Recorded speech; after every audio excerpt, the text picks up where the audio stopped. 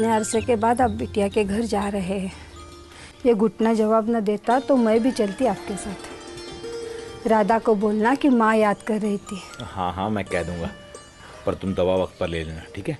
और घुटनों की मालिश करवा लेना, मुझे आते आते देर रात हो जाएगी। हाँ जरूर।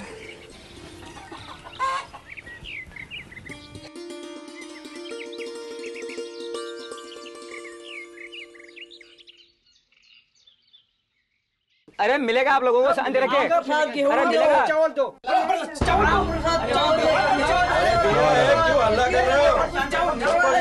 आपको मिलेगा, शांति रखे, आप शांति रखे, मिलेगा।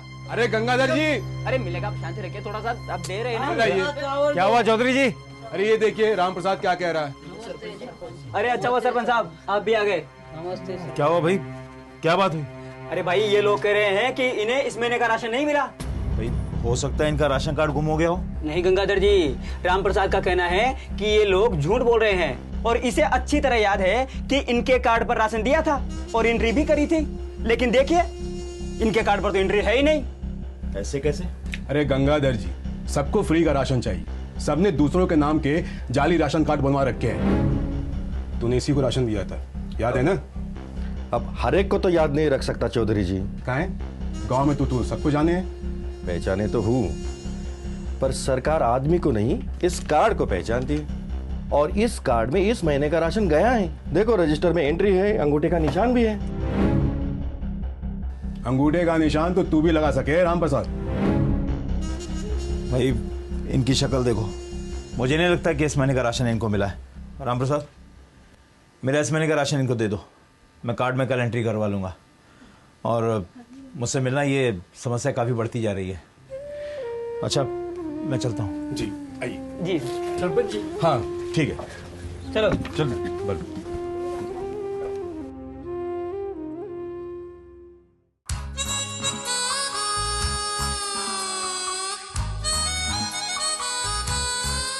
यार ये तेरी बेगम भी कुछ काम की नहीं। तेरी बेगम क्या करेगी, हम तो यहाँ के बादशाह है। चुरा के दिल मेरा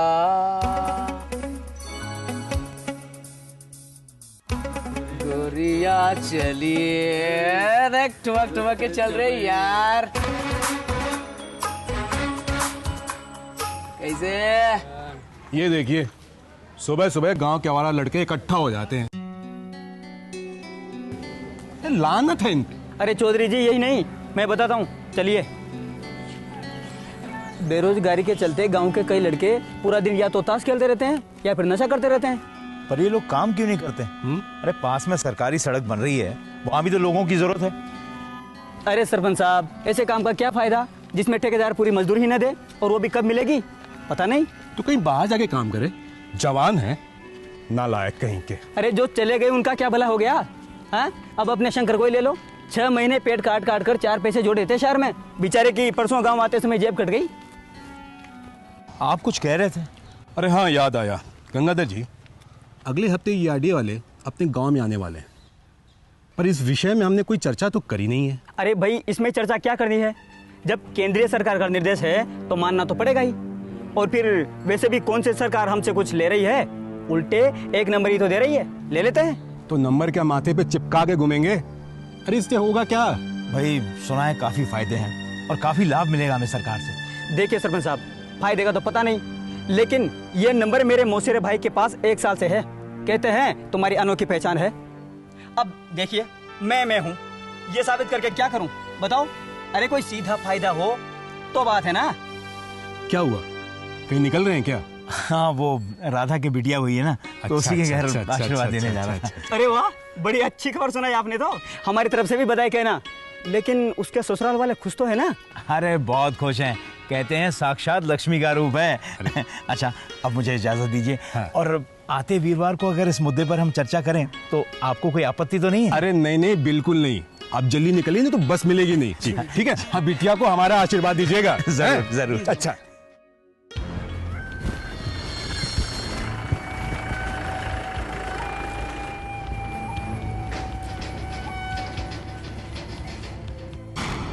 बसा, अरे ये सवेरे सवेरे हल्के छोड़ के कहाँ भाग रहे हो? अरे पूछो ना, कस्बे के बैंक तक जा रहा हूँ। अरे वाह, तुम्हारा भी खाता है बैंक में? बहुत अच्छे। काहे का अच्छा, मुसीबत ही है। कल भी खेत का काम छोड़ के गया था, लेकिन बस देर से आई और बैंक बंद हो गया। आज फिर जा रहा हूँ। अरे जितना पैसा निकालना नहीं, उससे ज्यादा तो समय और काम का नुकसान हो रहा है। ठीक है, चलो निकलता हूँ, देर हो।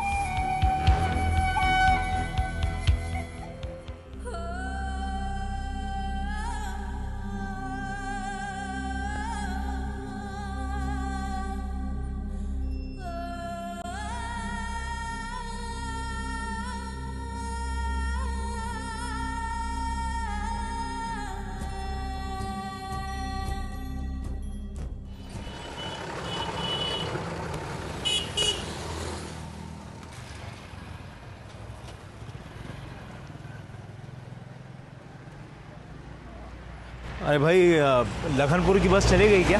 अभी अभी गई है। ओहो,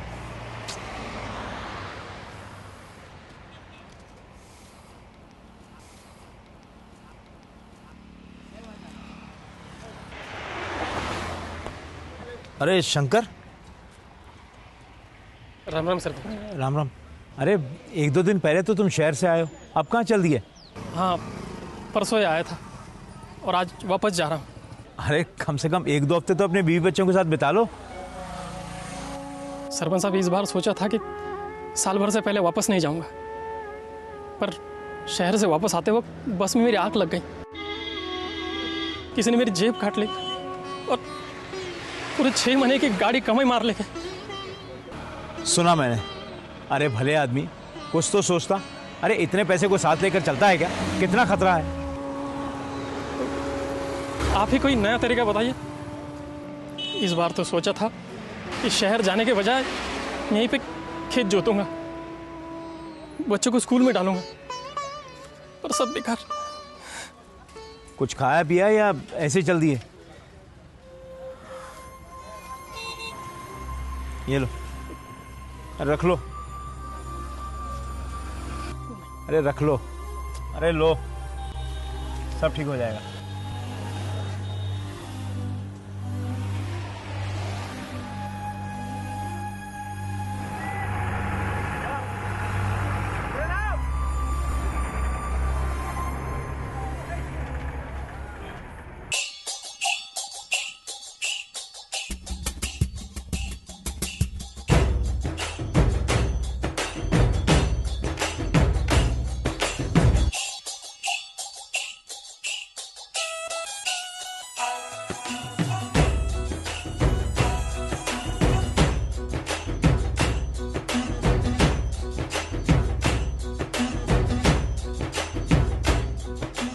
आ जाओ भैया, आ जाओ। Exit exit exit. आइए बाबूजी, अरे आइए, बैठिए। अरे आप नहीं जहाँ भी नहीं, जाएंगे हम छोड़ देंगे बाबूजी। अरे देखिए, मुझे सिर्फ चंदू की दुकान के बगल तक जाना है, इसकी जरूरत नहीं है मुझे। हमारे रिक्शा के होते हुए आप धूप में जूतियाँ घिसेंगे, ये आपको शोभा देता है? अरे आप बैठिए ना, हम फुर्राटे से पहुँचा देते हैं आपको। आप बैठिए। चलिए।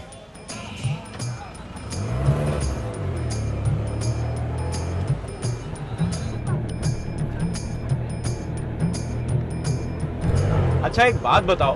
हाँ बाबूजी। कुछ समय पहले तो यहाँ कोई रिक्शा नहीं हुआ करते थे, फिर ये अचानक इतने सब कहाँ से बढ़ गए? बाबूजी, अब साल भर से जब से यहाँ धान पालिश की मिल और मधुमक्खी पालन का काम शुरू हुआ है, तब से लोगों का शहर आना जाना बढ़ गया है। यहाँ से शहर माल आता जाता रहता है, तो हम जैसे कुछ लोगों ने बैंक से कर्ज लेकर निकाल लिए एक ऑटो। अब बाबूजी, गाँव में कारोबार भी तो बढ़ रहा है ना। यहाँ का तो नक्शा ही बदल गया है। बिल्कुल। और ये यहाँ का आंगनवाड़ी है, यहाँ औरतों को उद्योग धंधे की जानकारी दी जाती है।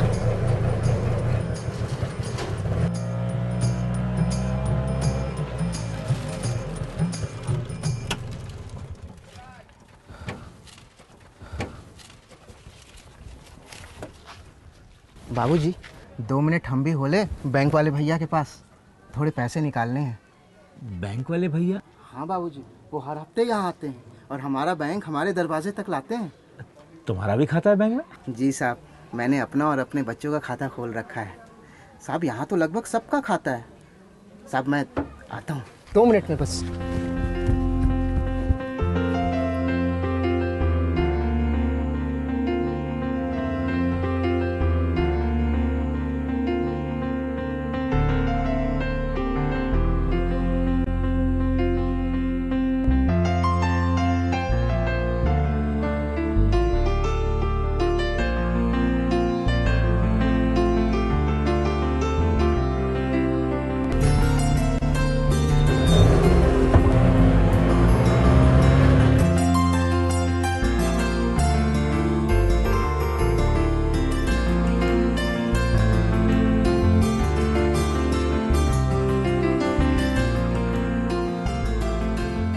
वो साहब आ गई चंदू की दुकान।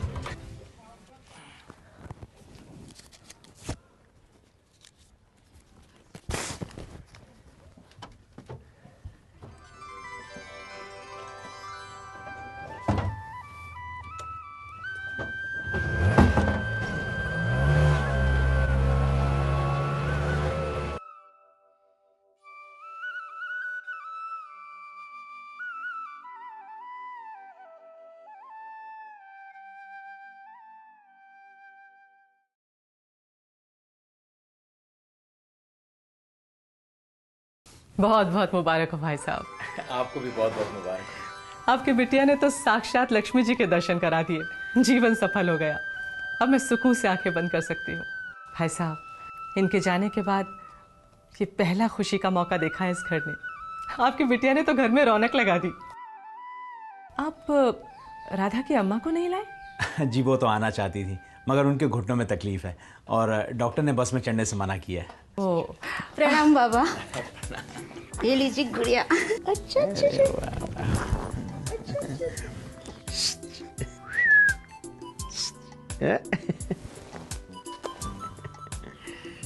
और भाई साहब, गांव में सब कुशल मंगल? हाँ जी, सब कुशल मंगल।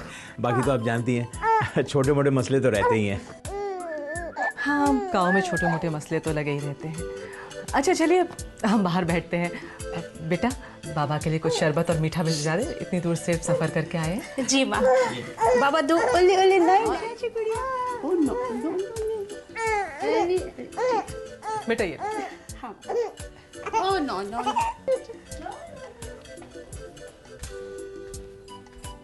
लखनपुर का तो पूरा नक्शा ही बदल दिया आप लोगों ने। इतनी तरक्की और वो भी इतने कम समय में। बस भाई साहब, सब राम जी की कृपा है। सच पूछिए तो हम तो कई बरसों से ग्राम पंच रहे हैं, पर कभी कुछ नहीं बदला। लेकिन भाई साहब, पिछले कुछ समय में काफ़ी बदलाव हुए हैं। कई सरकारी और गैर सरकारी योजनाओं का हाथ है इस तरक्की में, लेकिन दरवाजे सही मायनों में आधार ने खोले हैं। आधार? अरे आधार, आपके गांव में भी तो यूआईडी का पंजीकरण केंद्र खुल रहा है ना? हाँ, वो तो खुल रहा है, पर ये आधार क्या है? भाई साहब, जो यूआईडी नंबर आपको सरकार देगी उसे आधार कहते हैं। मैं समझा नहीं। एक नंबर के मिलने से गांव की तरक्की का क्या ताल्लुक है? और नंबर मिलने से जगह के पूरे हालात थोड़ी ना बदल जाएंगे। सबके लिए गांव में ही बैंक की सुविधा थोड़ी ना आ जाएगी, या व्यापार थोड़ी ना बढ़ेगा। लक्ष्मी, आजा बेटा।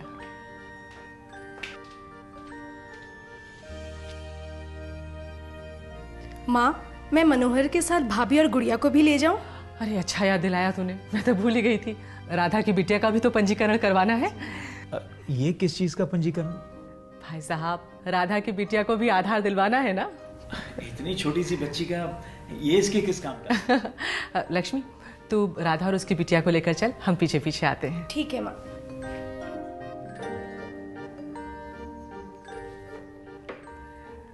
गंगाधर जी, ये जो आप और हम इतने सालों से कमर तोड़ मेहनत कर रहे हैं, वो सब किसके लिए?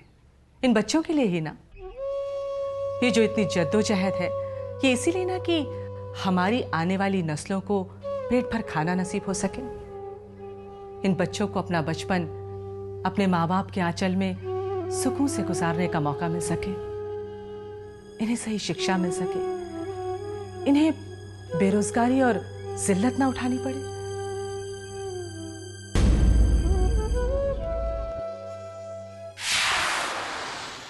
भाई साहब, अगर आप बहुत थके हुए ना हो तो आप भी चले ना मेरे साथ। जरूर।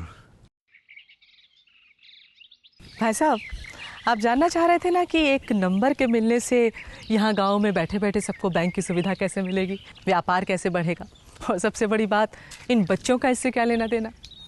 तो भाई साहब, ये तो आप मानेंगे कि चाहे बाढ़ हो या सूखा, सरकार से मुआवजा मिलने की उम्मीद हो, या फिर किसी किसान को बैंक से लोन लेने की ज़रूरत, पेंशन से लेके महीने के राशन तक, हर चीज़ के लिए हम लोग सरकारी सिस्टम के आगे जूते घिसते आए हैं। कहीं कहते हैं राशन कार्ड दिखाओ, कहीं इलेक्शन कार्ड दिखाओ, कहीं ये अड़ंगा तो कहीं वो अड़ंगा।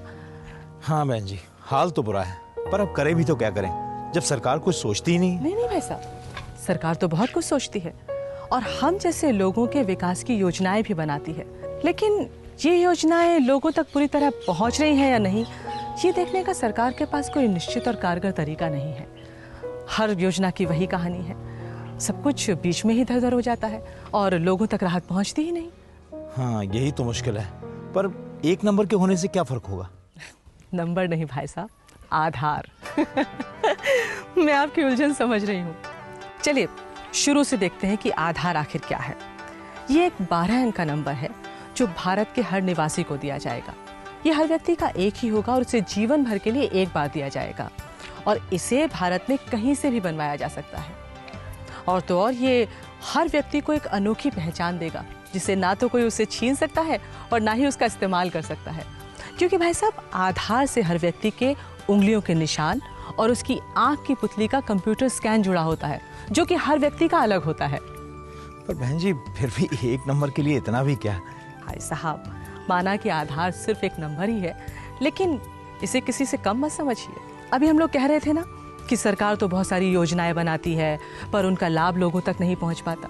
ऐसा किस लिए? ऐसा इसलिए कि उन योजनाओं का लाभ देने से पहले सरकार को ये जानना होता है कि हम लोग कौन हैं और उस योजना के दायरे में आते हैं या नहीं। लेकिन अगर पहचान पक्की ना हो तो किसी के हिस्से का फायदा किसी और को मिलेगा और जिसे फायदा मिलना चाहिए वो तो सिर्फ हाथ मलता रह जाएगा। बिल्कुल सही कह रही हैं आप बहन जी, और कदम कदम पर यही हो रहा है। अब हाजी का किस्सा ले लो। जब मैं घर से यहाँ के लिए निकला तो हमारे गांव में जो राशन शॉप है वहाँ पर ऐसे झगड़े हो रहे थे कि मुझे राशन नहीं मिला, किसी और के राशन कार्ड पर किसी और को मिल गया। बस यही गड़बड़ चल रही थी। बिल्कुल। 2 घड़ी बैठ ले भाई साहब, चाय पीते हैं। बैठिए। 2 चाय। भाई साहब, पहले हमारे गांव की हालत भी आपके गांव जैसी ही थी, पर अब आधार के फायदे दिखने लगे हैं। धीरे धीरे ही सही पर विकास के रास्ते खुलने लगे हैं। पर वो कैसे? ये जरा समझाइए। कई छोटी छोटी बातें हैं पर उनका असर बहुत बड़ा है। जैसे अब हमारे गांव में लगभग सभी का बैंक अकाउंट है। हाँ बहन जी, आते समय मैंने ये अनोखी चीज देखी। आपके यहाँ बैंक ना होते हुए भी सबका बैंक खाता है। और ये बैंक वाले भाई साहब का क्या माजरा है? चलता फिरता बैंक और वो भी आपके इतने पास। तो आप मिल लिए हमारे बैंक के बिजनेस कॉरेस्पोंडेंट भैया से? मिला तो नहीं, हाँ देखा जरूर। पर ये बिजनेस कॉरेस्पोंडेंट क्या है? बिजनेस कॉरेस्पोंडेंट यानी गांव में ही सबके लिए बैंक की सुविधा। अपनी सहूलियत से बैंक में पैसे जमा करो और निकालो। अरे लीजिए भाई साहब।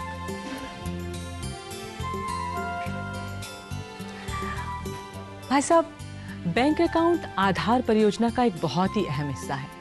आधार पंजीकरण के समय हर व्यक्ति अगर चाहे तो अपना बैंक अकाउंट खुलवाने की हामी भर सकता है, जिससे बैंक में उसका खाता खुल जाता है। लेकिन सिर्फ खाता खुलवाने से क्या होगा अगर गांव में बैंक ही नहीं है? अब मीलों दूर शहर या कस्बे के बैंक में जाना आसान तो है नहीं। पैसा, काम, समय सभी का नुकसान होता है। कस्बे के बैंक तक जा रहा हूँ। तुम्हारा भी खाता है बैंक में? बहुत अच्छे। काहे का अच्छा? मुसीबत ही है, कल भी खेत का काम छोड़ के गया था लेकिन बस देर से आई और बैंक बंद हो गया। आज फिर जा रहा हूँ। अरे जितना पैसा निकालना नहीं उससे ज्यादा तो समय और काम का नुकसान हो रहा है। ये तो बिल्कुल ठीक कहा आपने। जब बैंक ही ना हो तो खाते का क्या काम? और यही आती है सरकार द्वारा शुरू की गई बिजनेस कॉरेस्पोंडेंट सेवा। बिजनेस कॉरेस्पोंडेंट बैंक के वो प्रतिनिधि हैं जो उन गांवों में जाते हैं जहां बैंक नहीं है। भाई साहब, इनके पास एक छोटी सी मशीन होती है जिसे माइक्रो एटीएम कहते हैं। अब यदि आपका आधार वाला बैंक खाता है तो आप बिजनेस कॉरेस्पोंडेंट भैया के पास जाइए, मशीन में अपने अंगूठे का निशान दीजिए और अपने खाते का इस्तेमाल कीजिए। पर ये सुरक्षित तो होगा ना? बिल्कुल भाई साहब, क्योंकि आपके अंगूठे का निशान कोई और नहीं दे सकता, इसलिए आपका खाता भी कोई और इस्तेमाल नहीं कर सकता। अब आप जब चाहे अपने खाते में पैसा जमा कर सकते हैं या निकाल सकते हैं। बिजनेस कॉरेस्पोंडेंट भैया हाथों हाथ आपको पैसा निकाल के देंगे। हाँ, वैसे ये बिजनेस कॉरेस्पोंडेंट बहन जी भी हो सकती हैं। हाँ हाँ, हमारी बेटियां किसी से कम थोड़ी ना है। बहन जी, ये तो सच में हमारे लिए बहुत बड़ी सुविधा है। भाई साहब, ये आधार वाला बैंक खाता और बिजनेस कॉरेस्पोंडेंट सेवा कुल मिलाकर सही मानों में लोगों को आर्थिक विकास की धारा से जोड़ते हैं। अब हमारे यहाँ के कई सारे लोग शहरों में काम करते हैं, पहले शहर में उनका खाता नहीं खुल पाता था क्योंकि वहाँ उनकी कोई पहचान नहीं होती थी, कोई पता नहीं होता था। लेकिन अब आधार से सबका एक तो शहरों में खाता है और दूसरा उनके परिवार वालों का यहाँ। हर महीने पैसा सीधा शहर के खाते से यहाँ गांव में उनके परिवार के खाते में आ जाता है, जिसे वो बिजनेस कॉरेस्पॉन्डेंट भैया की मदद से निकलवा लेते हैं। सरपंच साहब, इस बार सोचा था कि साल भर से पहले वापस नहीं जाऊंगा, पर शहर से वापस आते वक्त किसी ने मेरी जेब काट ली और पूरे 6 महीने की गाड़ी कमाई मार लेके। अच्छा भाई साहब, आपको हमारे गांव में कोई भी बेरोजगार, भिखारी या कोई भी खाली दिखाई दिया? नहीं तो। भाई साहब, गांव के पास जो सड़क बन रही है ना, नरेगा के अंतर्गत वहां सबको रोजगार मिल गया है। अब ये योजना तो पहले भी थी, लेकिन लोगों में उसको लेकर कोई उत्साह नहीं था। गांव के लड़के सारा दिन बैठकर ताश खेलते रहते थे। ठेकेदार बदमाश था, मजदूरी का पैसा ना तो पूरा मिलता था और ना ही समय पर। लेकिन अब सबका पैसा ठीक ठीक और तुरंत उनके बैंक अकाउंट में पहुंच जाता है, जिसे वो अपनी सहूलियत से निकलवा लेते हैं। गौर करने की बात यह है भाई साहब कि आधार सीधे तौर पर ना तो लोगों को मजदूरी की गारंटी देता है और ना ही पैसे की, लेकिन फिर भी आधार के योगदान को नकारा नहीं जा सकता। यही नहीं भाई साहब, जैसे जैसे बिजनेस कॉरेस्पॉन्डेंट सेवा और नरेगा की तरह अन्य योजनाएं भी आधार को मान्यता देती जाएंगी, जैसे कि ग्रामीण लोन योजना, बीमा योजना या वृद्धावस्था पेंशन। सब पैसा और लाभ बिना किसी के आगे हाथ पैर जोड़े, बिना किसी लाइन में लगे सीधा बैंक अकाउंट में आ जाएगा। भाई साहब, 4 पैसे हाथ में हो ना तो खुशियां नाच उठती है। सचमुच बड़े काम का है ये आधार। इसमें तो कोई शक नहीं है कि सरकारी मुआवजे और पेंशन के लिए ये आधार नंबर बहुत काम आएगा। पर मैं अब भी नहीं समझा कि इससे व्यापार का, इन बच्चों का और महीने भर के राशन का क्या लेना देना है। देखिए, जब बैंक अकाउंट होगा तो लोगों के पास बिजनेस कॉरेस्पॉन्डेंट की मदद से पैसा वक्त से पहुंचेगा, भले ही वो सरकार से आए या कोई गरीब शहर में मेहनत मशक्कत करके अपने परिवार को भिजवाए। तो जब पैसा समय से पहुंचेगा तो लोग चीजें समय पे खरीद पाएंगे, और वो भी नकद देकर। तो जब पैसा है तो सामान खरीदने की काबिलियत है, और जब सामान खरीदने की काबिलियत है तो व्यापार है। यही नहीं भाई साहब, ये बैंक्स हमें आसान दरों पर लघु उद्योगों के लिए कर्ज भी देते हैं। हाँ, सुना मैंने कि आपके यहाँ चावल पॉलिश करने की मिल और मधुमक्खी पालन करने का काम शुरू हो गया है। जी हाँ, और भगवान ने चाहा तो धीरे धीरे और भी काम खुलेंगे। लोग अपना सामान पास के शहरों में सप्लाई करके अच्छी आय कमा पाएंगे। अब यहाँ भी भाई साहब, लोन की सरकारी योजना आधार से नहीं आई, ये तो पहले भी थी, पर आधार से जुड़े बैंक खाते के चलते लोग अब इस योजना का लाभ उठा पा रहे हैं। अब रहा सवाल बच्चों का, तो भाई साहब, हमारे गांव में कोई बच्चा मजदूरी नहीं करता, सब स्कूल जाते हैं। वो इसलिए क्योंकि अब उनके माँ बाप की आर्थिक हालत कुछ सुधरी है। वो उनकी शिक्षा का, कपड़े किताबों का बोझ उठा सकते हैं, 2 वक्त की रोटी से ऊपर उठकर कुछ सोच सकते हैं। ये तो मैंने कभी सोचा ही नहीं था। अब रही बात राशन की, तो भाई साहब फर्ज कीजिए कि मेरे 2 जुड़वा बेटे हैं, रमेश और सुंदर। अब सरकार के लिए तो दोनों में कोई फर्क है ही नहीं, क्योंकि दोनों की शक्ल भी वही है, जन्मतिथि भी वही है, पता भी वही है, यहाँ तक कि माँ बाप का नाम भी वही है। और इसलिए अगर सुंदर के हिस्से का राशन रमेश को मिल जाए तो किसी को कुछ पता भी नहीं चलेगा। भाई साहब, राशन ही नहीं, ये बात सभी केंद्रीय और राज्य सरकारी योजनाओं पर लागू होती है। पर अब जब राशन कार्ड को आधार से जोड़ दिया जाएगा तो फौरन किसी की भी उंगलियों के निशान मिलाकर उसकी पहचान हो पाएगी। अब सुंदर का राशन सुंदर को ही मिलेगा, कोई घपला और धांधली नहीं हो सकती है। हाँ बहन जी, भविष्य की संभावनाएं तो अच्छी दिखती हैं, पर बिजनेस को छोड़ के आधार हमारे और किस काम आ सकता है? अब इस छोटी सी चीज को ही लीजिए, संचार विभाग ने अब आधार की पहचान को मान्यता दे दी है, तो शहर में हमारे जितने भी लड़के हैं सब ने आनंद फानंद में मोबाइल खरीद लिया। अब किसी भी जरूरत पर फौरन घर से संपर्क साधा जा सकता है। जब देखो गांव की लड़कियों को फोन लगाते रहते हैं। अब इनकी उम्र ही है। पर और कोई सेवा? अब खाना बनाने की गैस।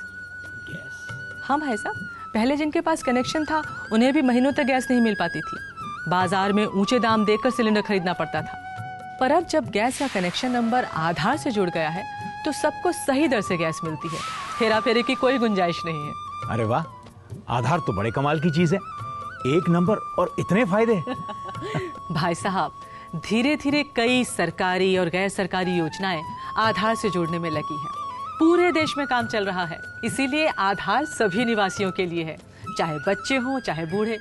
किसी को भी आधार के अधिकार से वंचित नहीं रखा गया है। अब सबसे बड़ी बात भाई साहब, इसके लिए कोई पैसा देने की जरूरत नहीं है, ये सभी के लिए बिल्कुल मुफ्त है। अब चलिए, अब मैं आपको अपना UID का आधार एनरोलमेंट सेंटर दिखा देती हूँ। आइए, वो है हमारा आधार एनरोलमेंट सेंटर। भाई साहब, ये तो बहुत खुशी की बात है कि आपके गांव में भी आधार एनरोलमेंट सेंटर खुल रहा है। आइए, मैं आपको यहाँ का आधार एनरोलमेंट सेंटर दिखाती हूँ। यहाँ पर क्या बच्चे, क्या बूढ़े, क्या महिला, क्या पुरुष, सभी बड़े उत्साह के साथ अपना एनरोलमेंट करा रहे हैं। भाई साहब, हर निवासी का एनरोलमेंट पूरा होने में तो तकरीबन 10 मिनट लगते हैं, पर अगर इसमें इंतजार को जोड़ दें तो निवासी एनरोलमेंट सेंटर पर अच्छा खासा समय लगाते हैं। इसीलिए आधार सेंटर के माहौल पर पूरा ध्यान दिया जाता है ताकि लोग यहाँ आने के लिए और आधार से जुड़ने के लिए प्रेरित हों। यहाँ आधार के बारे में कुछ बुनियादी बातें सभी के लिए जाननी जरूरी है, जैसे 1. आधार एक 12 अंक का नंबर है जो सरकार द्वारा हर निवासी को, चाहे वो बच्चा हो या बूढ़ा, स्त्री हो या पुरुष, निःशुल्क दिया जा रहा है। 2. आधार हर निवासी को जीवन भर के लिए सर्वमान्य और अनोखी पहचान देता है। 3. यह हर व्यक्ति का सिर्फ एक ही बार बनेगा और इसे भारत में कहीं से भी बनाया जा सकता है। 4. वैसे तो आधार सिर्फ एक नंबर है, पर इसके माध्यम से सभी निवासी ये स्थापित कर पाएंगे कि वो कौन है। आधार के जरिए केंद्र या राज्य सरकार की योजनाओं को उनके सही लाभार्थियों तक पहुंचाने में भी मदद मिल सकती है। माँ, गुड़िया का पंजीकरण हो गया। अरे वाह, ऐसा यहाँ पर ना? हर निवासी। अच्छा बहू, तू भी बोल, चल बता। बाबा, यहाँ पर हर निवासी जाकर अपना पहचान पत्र दिखाता है और फिर उसके घर के पते का प्रमाण लिया जाता है। भाई साहब, ये है आधार सेंटर का पहला पड़ाव, वेरिफिकेशन। यहाँ पर रेजिडेंट्स भरा हुआ एनरोलमेंट फॉर्म, POI और POA डॉक्यूमेंट्स और उनकी प्रतिलिपियों के साथ आते हैं। वेरीफायर उनके डॉक्यूमेंट्स वेरीफाई करते हैं और ये चेक करते हैं कि डॉक्यूमेंट्स में दी गई जानकारी जैसे नाम, पूरा पता, लिंग, उम्र इत्यादि एनरोलमेंट फॉर्म में ठीक से भरी गई हैं। यदि डॉक्यूमेंट्स में कोई कमी हो तो वेरीफायर्स रेजिडेंट को बताते हैं कि क्या करना है, और यदि एनरोलमेंट फॉर्म भरने में रेजिडेंट को कोई दिक्कत आ रही हो तो वेरीफायर्स उनकी मदद भी कर सकते हैं। गौर करने की बात ये है कि चूंकि आधार नंबर पूरे जीवन के लिए है, इसलिए निवासियों को चाहिए कि एनरोलमेंट फॉर्म ठीक से भरें और पूरी एनरोलमेंट प्रक्रिया के दौरान सावधानी के साथ अपनी सारी जानकारी ठीक दर्ज कराएं। प्रूफ ऑफ आइडेंटिटी के लिए निवासी निम्न डॉक्यूमेंट्स में से कोई भी एक प्रस्तुत कर सकते हैं: पासपोर्ट, फोटो वाला राशन कार्ड, वोटर कार्ड, किसान photo passbook, pension photo card, school द्वारा जारी किया गया फोटो ID, गैजेटेड ऑफिसर द्वारा दिया गया फोटो प्रमाण पत्र इत्यादि। ध्यान रहे कि केवल फोटो वाले documents he proof of identity के रूप में मान्य हो सकते हैं। उदाहरण के लिए, बिना फोटो वाला ration card proof of identity के रूप में मान्य नहीं है। इसी प्रकार प्रूफ ऑफ एड्रेस के लिए भी निवासी निम्न डॉक्यूमेंट्स में से कोई भी एक प्रस्तुत कर सकते हैं: passport, bank passbook, post office passbook, ration card, voter card, किसान पासबुक, पेंशन कार्ड, नरेगा का कार्ड, पंचायत या ग्राम प्रधान द्वारा जारी किया गया प्रमाण पत्र, बिजली या पानी का बिल जो कि 3 महीने से ज्यादा पुराना ना हो इत्यादि। अंत में भरे हुए एनरोलमेंट फॉर्म्स के साथ डॉक्यूमेंट्स की प्रतिलिपियां लगाकर वेरीफायर फॉर्म को साइन करता है, जिससे अगले पड़ाव पर एनरोलमेंट की एक्चुअल प्रक्रिया शुरू हो सके। बिना वेरीफायर द्वारा साइंड फॉर्म का एनरोलमेंट नहीं किया जाता। भाई साहब, अगर सभी निवासी अपने सही कागजात लेकर आधार सेंटर में आए तो काम जल्दी होगा और सभी को सुविधा होगी। अब आता है आधार सेंटर का दूसरा और सबसे महत्वपूर्ण पड़ाव, एनरोलमेंट स्टेशन। वेरीफायर द्वारा साइन एनरोलमेंट फॉर्म और वेरीफाइड डॉक्यूमेंट्स के साथ रेजिडेंट यहां आता है। यहां पर एनरोलमेंट फॉर्म में दी गई डेमोग्राफिक इंफॉर्मेशन को और रेजिडेंट की बायोमेट्रिक जानकारी को कंप्यूटर सिस्टम में डाला जाता है। ये बहुत सावधानी और जिम्मेवारी का काम है, क्योंकि यहाँ होने वाली छोटी सी भूल चूक एक निवासी के लिए उसकी अनोखी पहचान दिलाने में बाधक बन सकती है। और बाबा, अगर किसी के पास राशन कार्ड या फिर NREGA जॉब कार्ड या फिर कोई और प्रमाण पत्र होता है तो उसकी कुछ न कुछ जानकारी इनके कंप्यूटर पर होती है, और अगर जो नहीं होती वो आपसे पूछकर अपने कंप्यूटर में भर देते हैं। जैसे गुड़िया की कोई जानकारी इनके पास नहीं रही होगी तो इन्होंने गुड़िया की सारी जानकारी मेरे नाम के साथ जोड़ दी होगी। पर किसी के पास ऐसा कोई प्रमाण ना हो तो उसका भी इलाज है भाई साहब। UID ने कुछ लोगों को पहचान प्रमाणित करने का विशेष अधिकार दिया है। इन्हें हम इंट्रोड्यूसर्स कहते हैं। इंट्रोड्यूसर्स का अपना आधार पंजीकरण होना बहुत ज़रूरी है। ये अधिकतर पंचायत के सेक्रेटरी, स्कूल के अध्यापक या फिर आंगनबाड़ी के कार्यकर्ताओं इत्यादि को बनाया जाता है। ये इंट्रोड्यूसर्स क्योंकि निवासियों को निजी तौर पर जानते हैं, इसलिए उनकी पहचान को प्रमाणित कर सकते हैं। इसीलिए भाई साहब, जिन लोगों के पास प्रूफ ऑफ आइडेंटिटी या प्रूफ ऑफ रेजिडेंस नहीं है, उन्हें चाहिए कि वो अपने निकट के इंट्रोड्यूसर से संपर्क करें और उन्हें स्वयं को इंट्रोड्यूस करवाने के लिए राजी करें। और तो और भाई साहब, जिस परिवार के पास प्रूफ ऑफ एड्रेस या आइडेंटिटी नहीं है पर उसके मुखिया का आधार पंजीकरण हो चुका है, उस परिवार के अन्य सदस्यों को फिर इंट्रोड्यूसर के पास भी जाने की जरूरत नहीं है और उनके enrolment head of the family के अंतर्गत किया जा सकता है।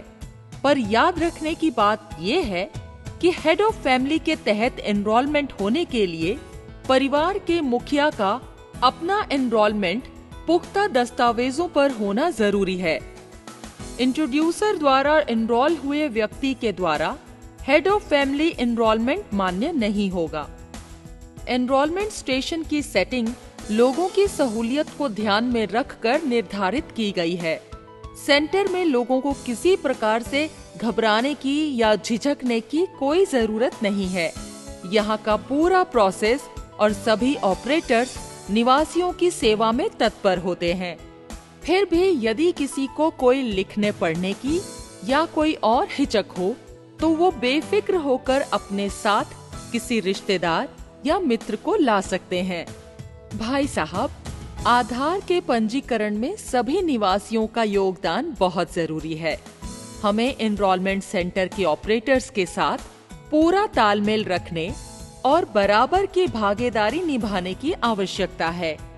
हर निवासी को चाहिए कि नाम, उम्र, लिंग और पूरा डाक पता कंप्यूटर में देखकर पक्का कर ले।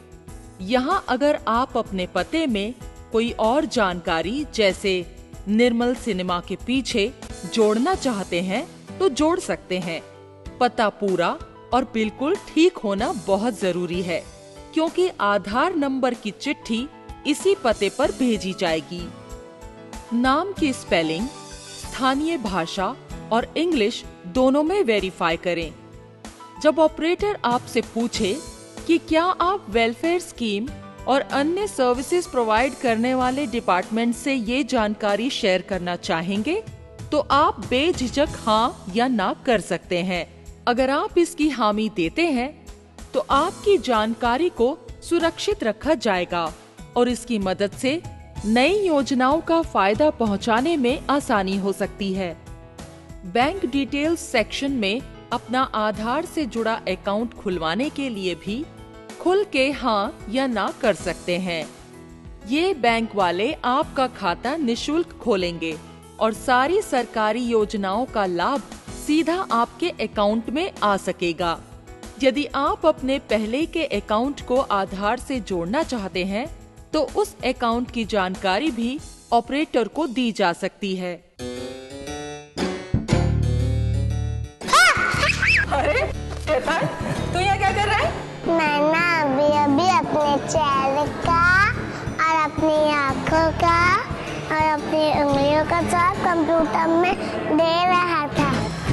बाबा, यहाँ आता है आधार का सबसे ज़रूरी पड़ाव। इस कंप्यूटर में आधार आपके चेहरे, आँख और उंगलियों की छाप लेता है, क्योंकि हर इंसान की छाप अलग अलग होती है। यानी ये रमेश है या सुंदर, ये आधार झट से बता सकता है। बाबा, ये सुंदर कौन है? इसके बाद इन्होंने जितनी भी जानकारी ली है ये आपको दिखाकर उसकी पुष्टि कर लेते हैं और फिर आपका दस्तखत लेते हैं कि ये जानकारी सही है और आप आधार का हिस्सा बनना चाहते हैं। फिर वो आपको साइन करके एक पर्ची देते हैं कि आपका एनरोलमेंट हो चुका है। बिल्कुल। भाई साहब, इसके बाद बायोमेट्रिक इंफॉर्मेशन की बारी आती है, जिसमें फोटो, फिंगरप्रिंट्स और आइरिस स्कैन शामिल है। अब सबसे पहले फोटो के समय सीधे कंप्यूटर पर लगे कैमरा में देखें। चेहरे के भाव सहज रखें, यानी ना हंसते हुए और ना मायूस, आंखें ना फैली हुई और ना बंद। यदि आप चश्मा लगाते हैं तो उसे लगाए रहें, पर रंगीन चश्मा उचित नहीं है। पगड़ी, टोपी, पल्लू, बुर्खा इत्यादि जो कि आप साधारण रूप से पहनते हैं उन्हें पहने रहें, पर इतना ध्यान रखें कि चेहरा फोटो में पूरा और स्पष्ट रूप से दिखाई दे। इसके बाद उंगलियों की छाप ली जाती है। फिंगरप्रिंट स्कैनिंग से पहले निम्न बातों का ध्यान रखने से स्कैन क्वालिटी अच्छी आएगी। अपने हाथ साफ करके आएं। साफ उंगलियों का स्कैन अच्छा आता है। उंगलियां स्कैनर पर ठीक से रखें और हल्के से स्कैनर पर दबाएं, ताकि उंगलियां और स्कैनर के बीच कोई अंतर ना रहे। ऐसा हो सकता है कि आपकी उंगलियों की छाप शुरुआती प्रयास में ठीक से ना आए। इसमें कोई घबराने की बात नहीं है। ऐसे में दोबारा ध्यान से कोशिश करके ये ठीक से आ जाती है। 3 स्कैन्स लिए जाते हैं। पहले बाएं हाथ की चारों उंगलियों का स्कैन लिया जाता है और फिर दाएं हाथ की चारों उंगलियों का स्कैन लिया जाता है। अंत में दोनों अंगूठों का स्कैन एक साथ लिया जाता है। हो सकता है कि किसी व्यक्ति की कोई उंगली या पूरा हाथ ना हो। ऐसे में जो उंगली या हाथ नहीं है उसकी फोटो ली जाती है और दूसरे हाथ और उंगलियों का स्कैन लिया जाता है। इसके बाद आइरिस स्कैन लिया जाता है। आइरिस स्कैनर कैमरा ऑपरेटर के हाथ में रहना ही उचित है। कैमरे में देखते समय आंखें पूरी खुली रखें और सहज रूप से ठीक सामने देखना है। यदि आप चश्मा लगाते हैं तो आइरिस स्कैन के लिए इसको उतारना ही ठीक है। भाई साहब, काला मोतिया, सफेद मोतिया, अंधापन या आंखों के किसी अन्य विकार के बावजूद आइरिस स्कैन लिया जा सकता है। अंत में याद रखें कि फोटो, उंगलियों के निशान और आंख की पुतली का स्कैन आपका ही हो, नहीं तो आपका आधार आपकी अनोखी पहचान स्थापित करने में कोई मदद नहीं कर पाएगा। इसके बाद इन्होंने जितनी भी जानकारी ली है ये आपको दिखाकर उसकी पुष्टि कर लेते हैं। भाई साहब, ये पुष्टि एक रिव्यू स्क्रीन पर होती है, जो कि एनरोलमेंट प्रक्रिया के अंत में आती है। रिव्यू आधार प्रक्रिया का बहुत महत्वपूर्ण पड़ाव है और यहाँ पर हर निवासी को पूरा ध्यान देने की जरूरत है। उन्हें चाहिए कि रिव्यू स्क्रीन पर सभी जानकारियों को एक एक करके ऑपरेटर के साथ चेक कर लें कि ये सही है। कहीं कोई दिक्कत हो तो ऑपरेटर को रोकें। जरूरत हो तो ऑपरेटर से कहें कि आपको पढ़कर बताएं कि क्या लिखा है और सब तरह से तसल्ली करके ही आगे बढ़ें। और फिर आपका दस्तखत लेते हैं कि ये जानकारी सही है और आप आधार का हिस्सा बनना चाहते हैं। फिर वो आपको साइन करके एक पर्ची देते हैं कि आपका एनरोलमेंट हो चुका है। ये पर्ची या एक्नॉलेजमेंट स्लिप खुद आधार नंबर नहीं है, पर ये एक महत्वपूर्ण रिकॉर्ड है और इसको संभाल कर रखना आवश्यक है।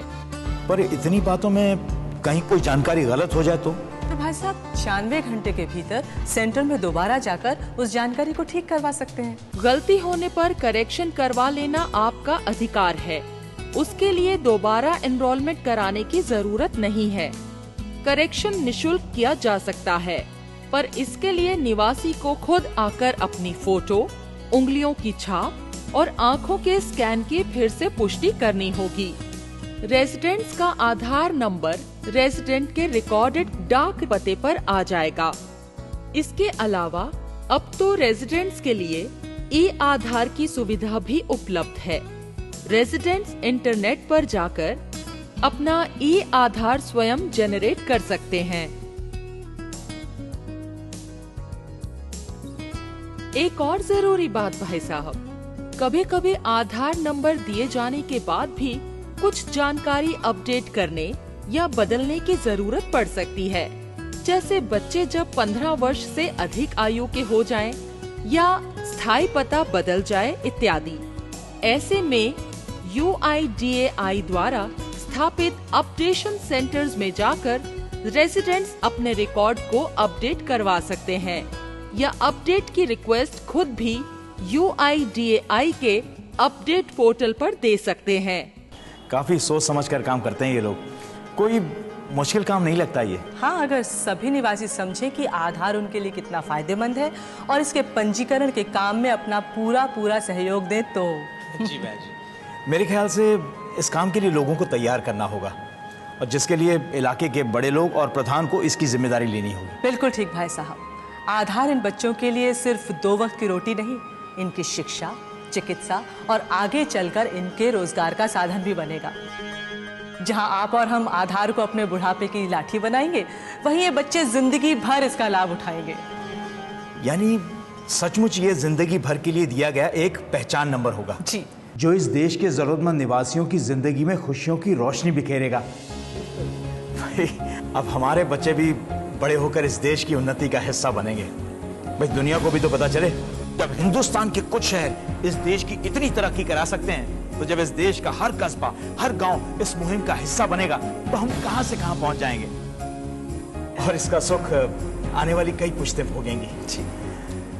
फिर ये नन्ही हथेलियां अपने माँ बाप के आंचल तले इस देश का आधार बनेंगी। बिल्कुल ठीक भाई साहब। भाई साहब आप देर मत कीजिए, जल्दी से जाकर अपने गांव में भी इस रोशनी को बिखेरिए। और हाँ, आधार से जुड़ा सबका बैंक अकाउंट खुलवाना मत भूलिएगा।